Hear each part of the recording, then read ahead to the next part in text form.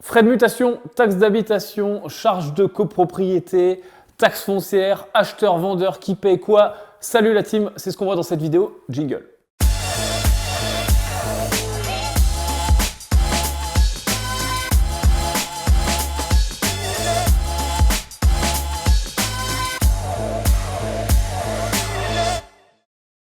Alors, les débutants me demandent souvent qui paie quoi dans l'immobilier au moment d'une mutation, donc d'un achat ou d'une vente immobilière. Il y a un certain nombre de frais et de charges qu'on va répartir soit entre le vendeur et l'acheteur. Donc, première chose, les frais de mutation. Les frais de mutation, qu'est-ce que c'est? C'est ce qu'on appelle souvent vulgairement les frais de notaire, qui sont composés d'une grande partie d'impôts et en petite partie des frais de notaire, en fait, de la rémunération du notaire.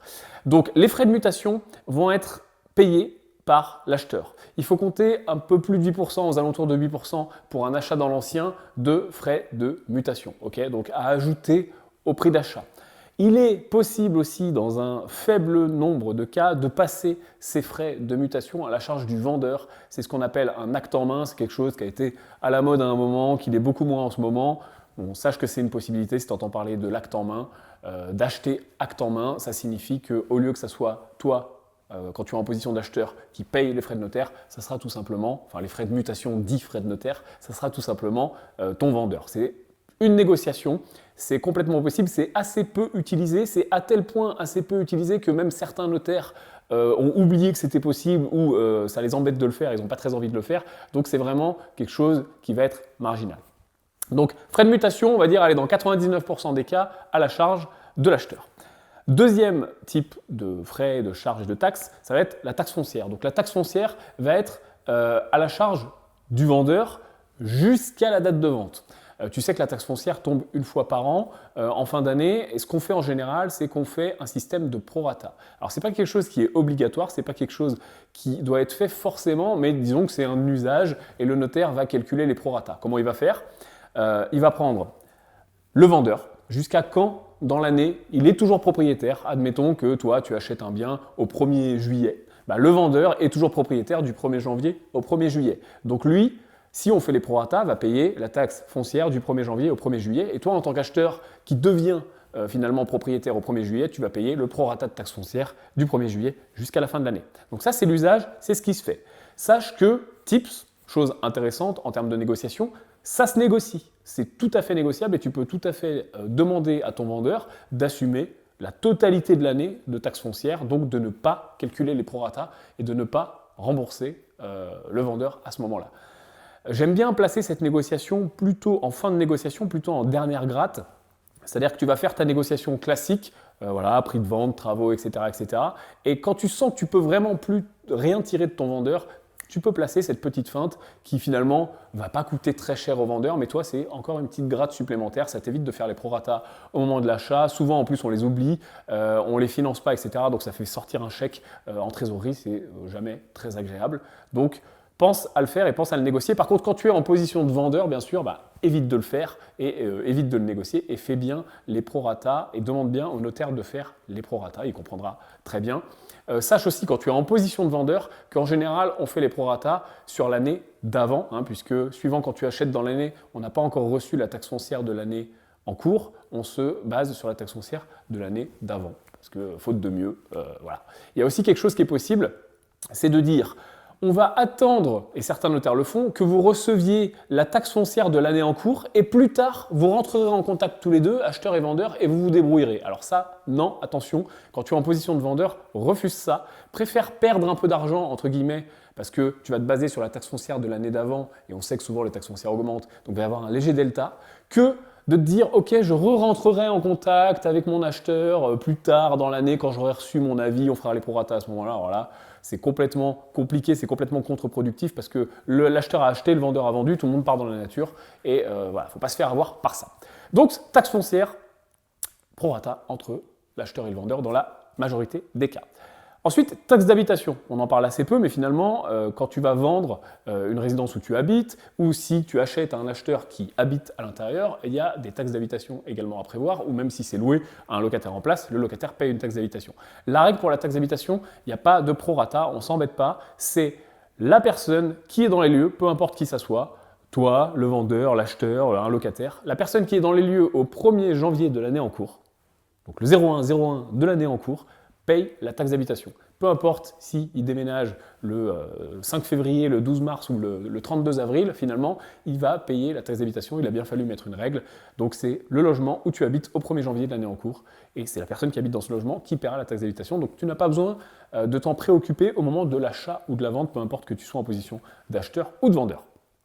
Dernier élément qui souvent fait débat, ou qui peut faire débat en tout cas, et qui est aussi important pour toi à négocier et puis à faire attention, c'est les charges de copropriété. Alors il y a plusieurs types de charges finalement de copropriété. Il va y avoir les charges courantes, c'est-à-dire l'entretien de la copropriété et les appels de charges courants, et les travaux, donc les appels de fonds et les votes de travaux importants, de réfection, ça peut être de la toiture, ça peut être de la façade, ça peut être des grosses réparations. Donc la règle, c'est qu'on va faire sur les charges qu'on va appeler courantes, c'est-à-dire les appels de fonds qui se font tous les trimestres dans les copropriétés en général. On va faire le prorata, exactement comme on ferait avec la taxe foncière. On va faire le prorata entre le vendeur et l'acheteur. Okay, on va dire, ok, le trimestre en cours, c'était combien les charges?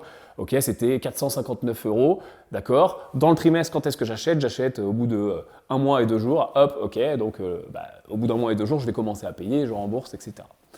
Donc ça, c'est pas très compliqué, finalement, c'est un prorata tout bête. Le notaire peut t'aider. Si tu es en position d'acheteur ou de vendeur, négocie dans ton intérêt. Encore une fois, c'est complètement négociable, c'est-à-dire qu'en tant qu'acheteur, tu peux négocier pareil que de ne pas les rembourser finalement, que le vendeur paye la totalité du trimestre en cours. Donc pareil, tu peux venir encore gratter quelques centaines, voire quelques milliers d'euros. Donc ça, c'est pas très compliqué. Par contre, sur la partie travaux, c'est un petit peu plus touchy et il faut faire un petit peu plus attention. Pourquoi? Parce qu'il y a deux interprétations. Il y a l'interprétation du syndic, ok, et de la loi finalement, parce que le syndic va s'appuyer sur la loi. Donc qu'est-ce que dit la loi et qu'est-ce que dit par extension le syndic? Dit que pour les gros travaux, les réfections importantes, la personne qui va être propriétaire au moment de l'appel de fonds doit payer ses travaux. Souvent on dit c'est la personne qui vote qui paye. Non, ce n'est pas le cas. La loi et les syndics prennent en compte la personne au moment de l'appel de fonds. C'est-à-dire qu'il peut y avoir un ravalement de toiture, une réfection de façade qui a été votée il y a, j'exagère, il y a un an plus tôt, mais l'appel de fonds s'est fait plus tard pour diverses raisons. Si toi tu as acheté entre-temps, la loi, si rien d'autre n'est prévu, dit que c'est toi qui vas payer ces appels de fonds. Donc attention, première chose, finalement, c'est vérifier toi-même et faire vérifier à ton notaire, éventuellement à l'agent immobilier, est-ce que, oui ou non, il y a des travaux qui ont été votés, des gros travaux qui ont été votés. Par contre, ce que font les notaires, c'est qu'ils vont un petit peu plus loin que la loi et qu'ils viennent protéger les acheteurs. Ce qu'ils vont faire, c'est qu'ils vont dire, ok, si il y a eu des travaux qui ont été votés avant qu'on se mette sous compromis, étant donné que celui qui les a votés, c'est le vendeur, il va rembourser ces travaux à l'acheteur, même si les appels de fonds ont lieu dans 6 mois. Encore une fois, ce n'est pas une disposition légale, c'est l'usage, c'est les notaires qui font ça. Donc, quand tu es en position d'acheteur, attention à bien vérifier s'il y a eu des gros travaux qui ont été votés. Ça rentre dans le cadre d'une négociation. Par exemple, ton vendeur a voté une réfection de toiture, il va avoir un appel de fonds 6 mois plus tard de 1500, 2000, 2500 €.